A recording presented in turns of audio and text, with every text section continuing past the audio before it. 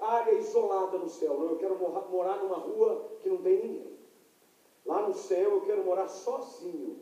Eu não quero ter comunhão. Não, meu irmão. No céu nós vamos viver eternamente juntos. Agora, tudo isso é lindo na igreja. A igreja tem a sua função. Paulo gasta boa parte das cartas que ele escreve explicando como a igreja deve funcionar. Ele gasta 2 cartas. Dizem que tem 3, uma está perdida, que é a carta escrita à igreja em Corinto, a igreja que mais deu trabalho para Paulo, mas aquilo que nos ajudou muito. Se Corinto não tivesse dado trabalho, a gente não entenderia acerca de muita coisa, de como funciona a igreja, a respeito dos dons, a respeito das línguas. Nós não entenderíamos se não existisse a igreja de Corinto. Paulo gasta tempo explicando a igreja, como é que ela deve funcionar, como ela deve articular, o que pode, o que não pode, a maneira como ela deve funcionar. Tudo isso é importante.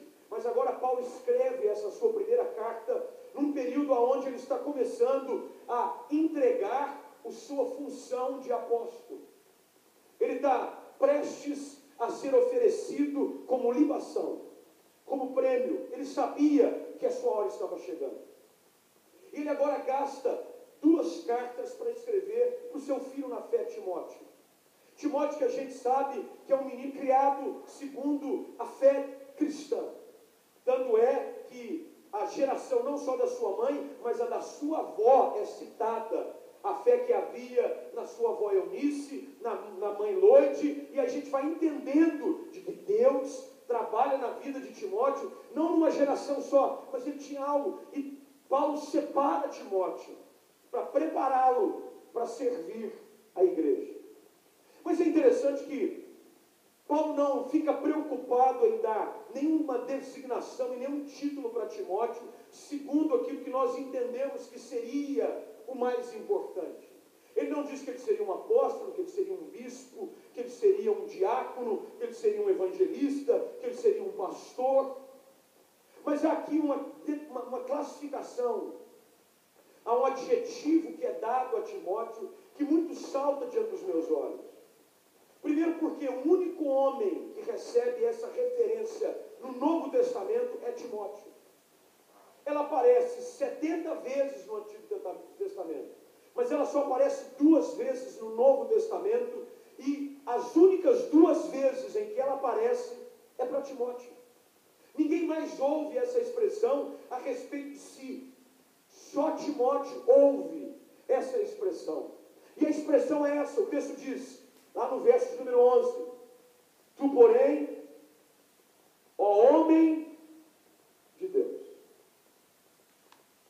Essa é a maneira como Paulo se refere a Timóteo. Tu, porém,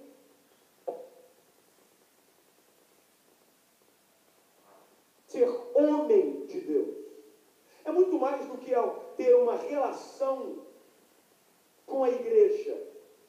O objetivo aqui, ele vai além, é no sentido de pertencer a alguém. É um homem de alguém. É um homem que pertence a Deus. Ele não pertence à cultura, ele não pertence à igreja, ele não pertence à denominação, ele não pertence à estrutura, ele não pertence à diretoria da igreja, ele não pertence ao corpo que o ordenou. Ele é um homem de Deus. Ele não é de mais ninguém, ele é de Deus. E é daqui que eu quero partir hoje à noite. Dentro do tempo que a gente tem, me falaram que eu tenho 3 horas, olha que bênção. Não foi ninguém, mas eu estou assim, vamos ver como é que é a reação do povo.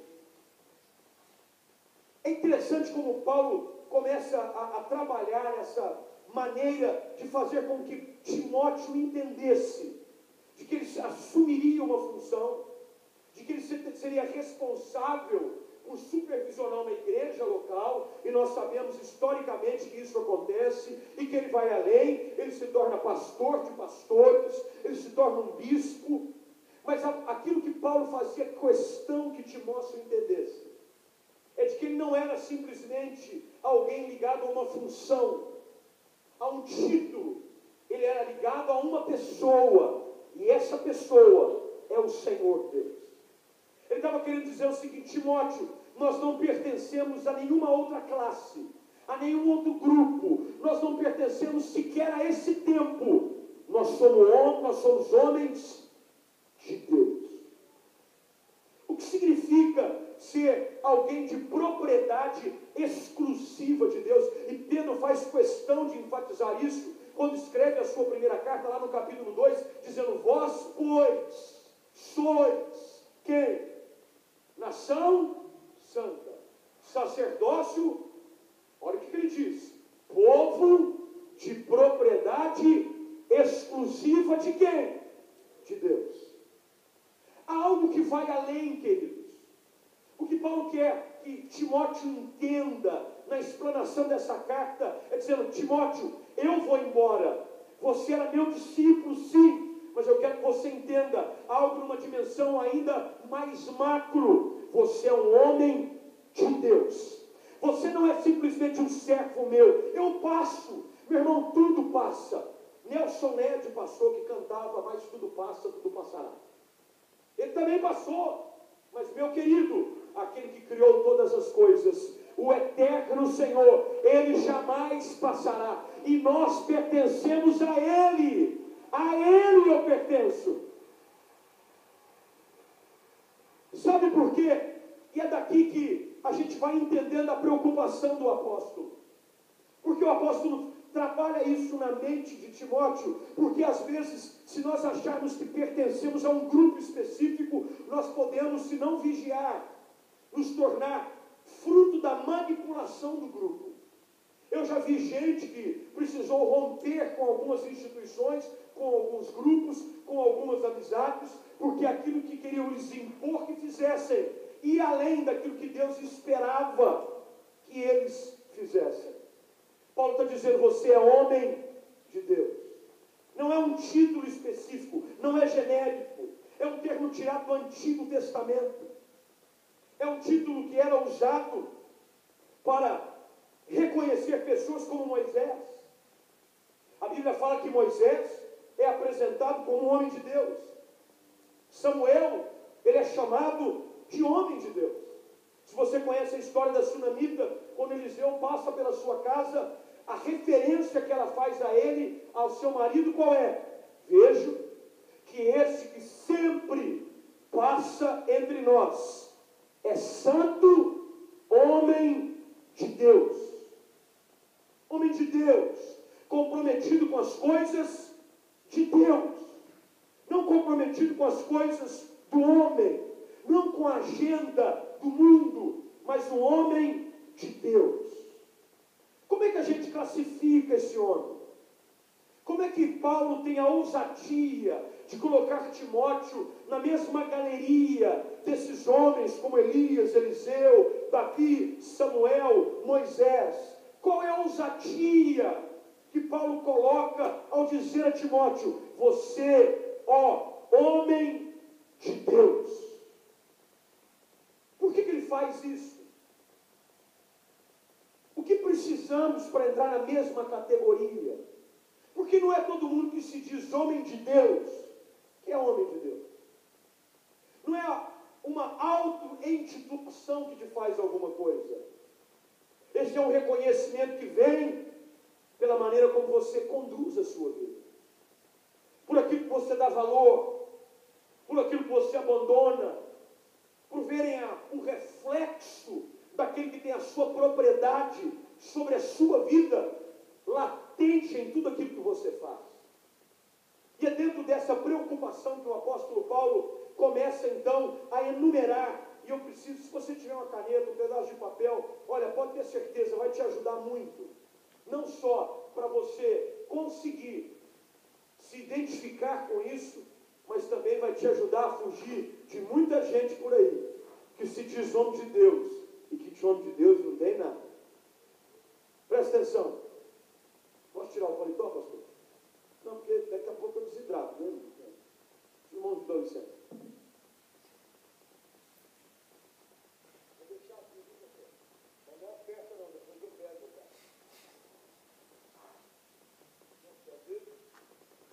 Vai ficar tão bom. Muito bem. Olha o que o texto diz. Como é que a gente identifica, como é que a gente classifica está aberto aí sua Bíblia? Tu, pois, ó homem de Deus, foge. Espera aí. Um homem de Deus que foge. Não pode ser um negócio desse. Um homem que foge, um homem que está sempre em fuga. Tu, pois, ó homem de Deus, foge destas coisas. Não é o que está escrito? Que coisas são essas? Primeira característica de um homem de Deus. É um homem que está em fuga. Mas ele não foge do confronto, ele não foge do chamado, ele não foge daquilo que Deus confiou nas suas mãos, ele não foge da responsabilidade. Do que ele foge? A primeira coisa que eu quero que você identifique é que um homem de Deus, uma mulher de Deus, é primeiro reconhecido por aquilo que ele foge. Sobre o que Paulo está se referindo? Bem, por isso que eu pedi que você mantivesse sua Bíblia aberta. Você tem que voltar comigo ainda ao verso de número 3 em diante.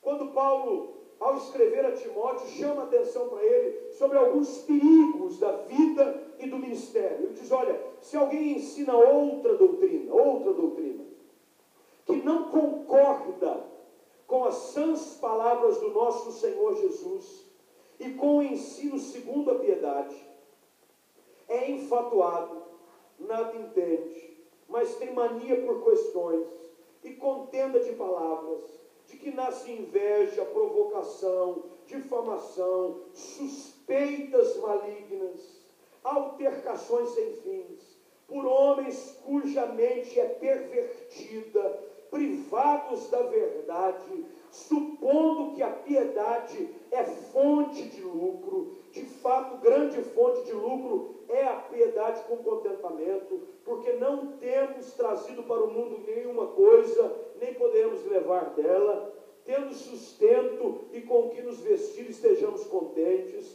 Verso 9 e 10, ora os que querem ficar ricos caem em tentação e cilada, e em muitas concupiscências insensatas e perniciosas, as quais afogam os homens na ruína e perdição. Porque o amor do dinheiro é a raiz de todos os males. E alguns nessa cobiça se desviaram da fé, e a si mesmo se atormentaram com muitas dores. Do que Paulo está dizendo que um homem de Deus deve fugir? Dessas coisas, de um ensino que não é condizente com as Escrituras. Um homem de Deus, uma mulher de Deus, é alguém que tem a sua vida alinhada com a palavra e foge de tudo aquilo que é contrário às Escrituras. Um homem de Deus foge de questões insensatas. Na realidade, um homem de Deus ele está em fuga sempre de tudo aquilo que contraria a palavra. É disso que Paulo está dizendo, tu, pois, ó homem de Deus, foge. A primeira coisa que faz com que alguém seja identificado com um homem de Deus é do que ele foge.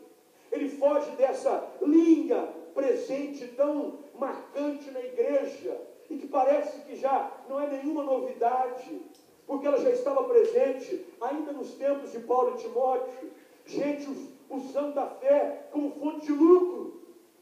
O homem de Deus tem que fugir dessas coisas.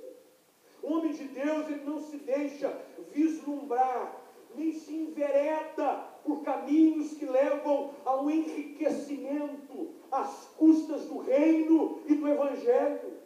O homem de Deus, ele foge dessas coisas. Ele não está dizendo que é proibido você ser próspero, abençoado, tanto é que lá na frente, ele diz, de fato, grande fonte de lucro é a piedade com um contentamento. Eu estou satisfeito com o que Deus tem feito na minha vida, se eu estou abençoado, se Deus prospera, a obra que é confiada nas minhas mãos, glória a Deus. Mas o que Paulo está chamando a atenção é que um homem de Deus, uma mulher de Deus, ela não visa um relacionamento com Deus apenas com interesse financeiro. Porque o que tem de gente hoje na igreja que é um toma lá da cá. Ele quer ir para o culto simplesmente para melhorar o seu padrão de vida, para trocar de carro, para melhorar o padrão de moradia, para melhorar a marca da roupa que ele está vestindo. Paulo diz, o homem de Deus foge dessas coisas. O homem de Deus não anda atrás destas coisas. Cuidado Cuidado,